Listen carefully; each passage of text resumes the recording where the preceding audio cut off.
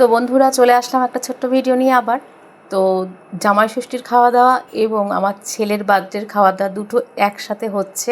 তো সেই কারণে তো রান্নাবান্না তো শুরু হয়ে গেছে। সকালবেলায় হয়েছিল, সকালবেলা কী করেছিলাম, সকালবেলা লুচি আর তরকারি করেছিলাম, আর আলু চচ্চড়ি আর লুচি।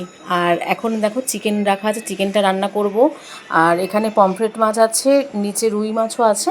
তো রুই মাছ আর পমফ্রেট মাছটা দিয়ে এটা সর্ষে বাটা বা কিছু একটা হবে, তো সেটা করব। আর কি কি করেছি দেখাচ্ছি তোমাদের, চলো।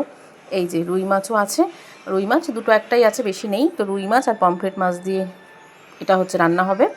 আর কি করছি চলো দেখাচ্ছি তোমাদের। তো এখানে 5 রকম ভাজা করা আছে, 5 রকম তো এখানে হচ্ছে না, 3 রকম হচ্ছে। আর মাছ ভাজা হয়ে যাচ্ছে, 3 রকম না 4 রকম আছে। উচ্ছে ভাজা, আলু ভাজা, পটল ভাজা। আর এখানে টক ডাল, এটা হচ্ছে আমার ভাগ্নির আবদারে। তো ভাগ্নি হচ্ছে টক ডাল খাবে বলেছিল, না হলে ভেবেছিলাম মাছের মাথা দিয়ে বা অন্য কোনো ডাল করবো। তো সে ডাল করেছি, টক ডাল, আর সাথে মাছ ভাজা, পমফ্রেট মাছের ঝাল, চিকেন কষা, চাটনি, পাঁপড়, দই মিষ্টি। মোটামুটি এই অবধি আপাতত আমাদের আজকের দুপুরের মেনু। রাতে কী মেনু হচ্ছে সেটাও তোমাদেরকে দেখাচ্ছি।